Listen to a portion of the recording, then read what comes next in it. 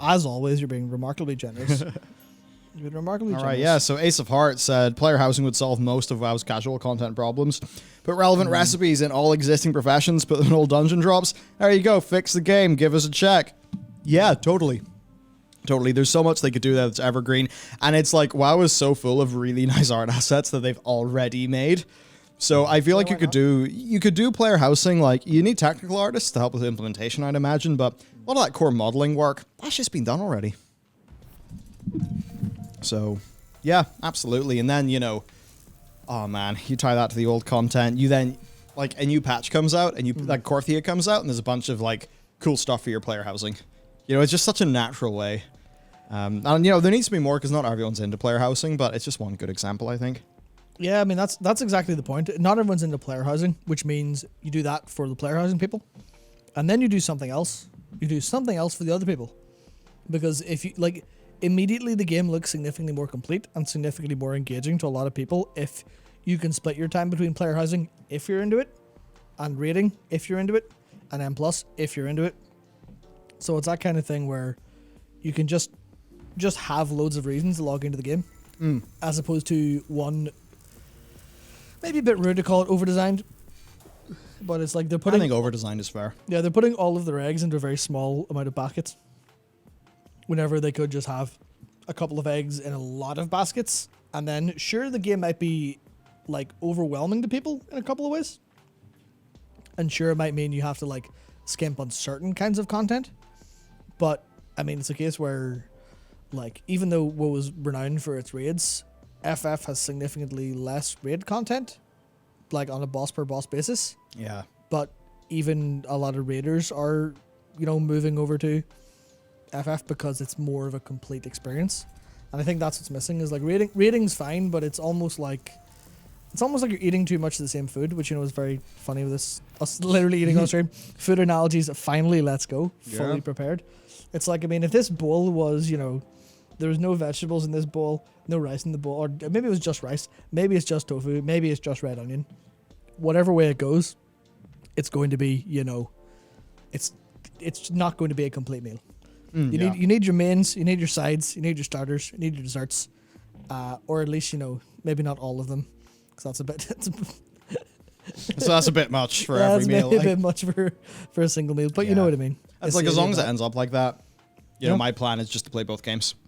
There's actually a lot of people who just like to only play WoW, to be honest, but I mean, not only play WoW. It's like, I'd like WoW to be in a position where, like, it does take up every single day, but it just doesn't do that as much anymore. Which, he's dropped his gyoza, which means, you know, yeah, there's some more freed up time in the schedule, time to play some FF.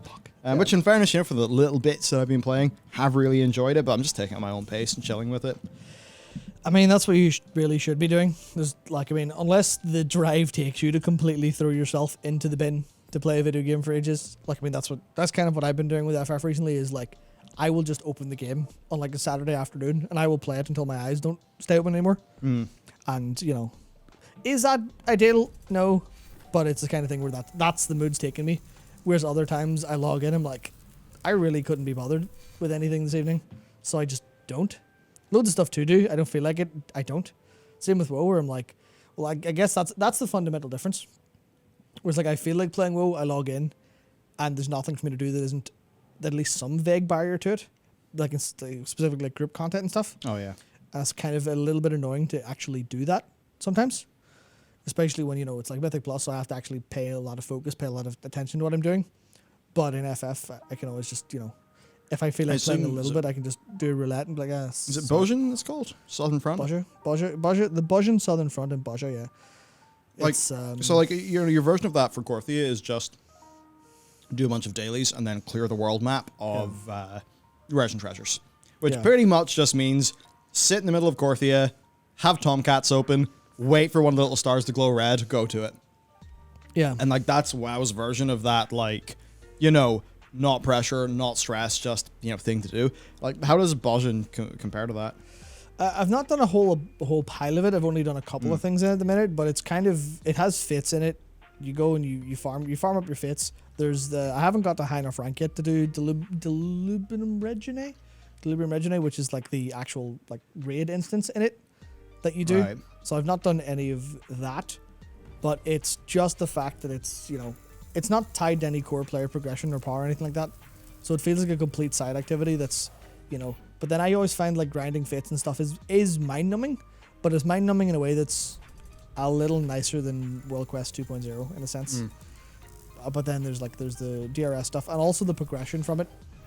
It has its own little rank, so you go up, you unlock your own abilities in it. You get lost actions, so you find shards, you trade them in for like specific things you can use in this area. Almost like zone-wide ability kind of things from like the from the guards and stuff, but not that powerful. So you can have like a cure that you can cast. You have big spells you can cast that otherwise you couldn't, just in Baja because you've turned in the shards. So you feel a little bit more powerful. You've got all that stuff going on, and then it's like, well, I guess the relics are bis, but they're rarely bis when they need to be, because Right. like as an example, the relic weapons are now bis, but at this point they've also nerfed Savage for like E12, so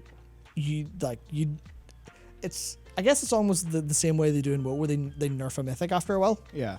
Where it's like that, where the best gear for the clear wasn't available then, but now it's like but now the relic is bis, but it's this like farmable thing that you can farm in Baja. It comes from Bajan content, like the whole story of them there, and they have a whole quest line around these weapons. So you get them there, but you can also do other content, specific content, that is not just anything, but you can do other specific content to unlock and upgrade your relic. So it's that kind of thing where you can be bis now through a big grind for that weapon, but it's not really super important. It's just a kind of little last tick, like you're completely ready to go for any like parsing you want to do later on or anything. Is it the sort of thing where like if that was in WoW, you'd have a lot of people complaining that it's like mandatory big giga grind to do, or like, you know, what's that comparison like? I think, well, put it this way, I am only starting Baja stuff now because I've never felt any need to do any other content, because I can get all the gear I need elsewhere. To be fair, I am coming a little bit late, but even without crafted gear, I can just do the Eden stuff to get gear. I could be doing Savage to get bis gear. I don't have to go to Baja for anything except for that specific relic, which is only useful now once the raid tier is like cleared properly. It's the next patch it becomes bis. So it's just not it's not a concern for player power. It hasn't been, and it won't be for me. It is something I will do purely for the experience of it, which by the way is also incredible, because the intro to Baja is a quest called the Baja Incident, which goes into a couple of goes into the background of an area, goes into the background of a race, it goes into the background of a couple of characters, and it is by itself an incredible like short evening of content. Like I remember doing the actual the single player duty that unlocked it, and I was like, man, how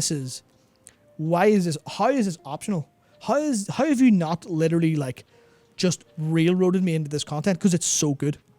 Damn. Like it was really, really good. It was the whole big callback to other events that happened, literally like not key to the storyline, but like an event that feels on the orbit but is important to everything that's going on. Yeah. Like it's a whole thing you knew happened and you knew was important to characters, but now you get like the fleshed out version of it, and it's really, really, really interesting. It's really interesting. It's just really well put together. So it's kind of just like a really big, high quality kind of patch zone feeling thing. Yes. Yep. But also Gotcha. it's, I believe it was introduced with Shadowbringers, because the first relic steps of it, like that's where you get the first relic, which is early Shadowbringers stuff.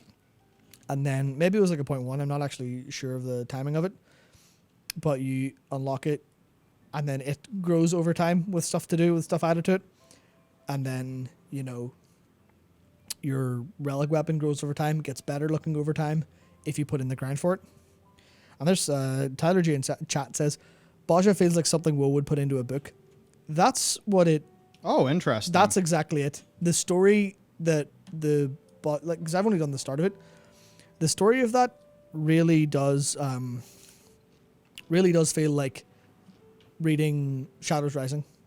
Less with the core expansion hints, but in terms of the backstory stuff, it feels like all the scenes with Ando in that book, you kind of had some of that for other characters in terms of how it feels like this is a load of depth on this character. And it's fantastic. Like, it is fantastic.